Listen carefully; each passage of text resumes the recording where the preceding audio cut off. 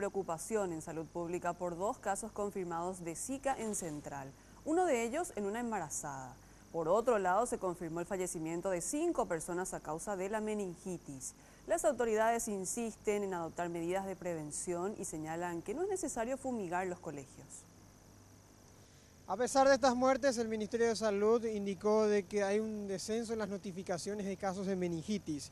Por ejemplo, actualmente hay 573 notificaciones, de las cuales 373 ya fueron confirmadas por meningitis, 50 bacteriales y 300 virales.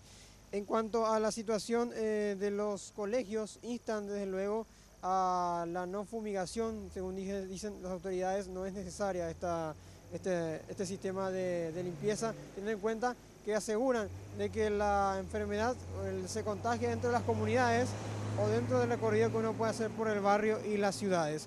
Vamos a escuchar lo que dice al respecto la doctora Águeda Cabello. Los casos de meningitis están en la comunidad, que las medidas de higiene se tienen que intensificar a todos los niveles, no solamente en los colegios, sino también en las casas y en todos los ambientes en donde pueda haber aglomeración de gente. Es importante el tema de los lavados de manos, de no compartir los cubiertos, en lavarse, como dije, frecuentemente las manos cuando uno va al baño, antes de comer. Son medidas de higiene convencionales. El caso lo adquirió en la comunidad. Entonces, lo que tiene que hacer el colegio es intensificar sus medidas de higiene, nada más que eso. En cuanto a Zika, que es otra de las preocupaciones del Ministerio, ya hay confirmados 2 casos, en Asunción uno y en Central de otro, de mujeres. Una de ellas tiene 24 años y está embarazada, por lo cual se teme de que podría tener efectos de microcefalia, teniendo en cuenta que la Zika produce esta enfermedad principalmente en los niños. Actualmente, de estos 2 casos, 5 están en estudio actualmente y 11 fueron descartados. Y en cuanto a Guillain Barré, que es otra de las preocupaciones del Ministerio, 8 casos están en estudio y 13 ya fueron descartados. Vamos a escuchar lo que decía al respecto la doctora Cabello con relación a Zika.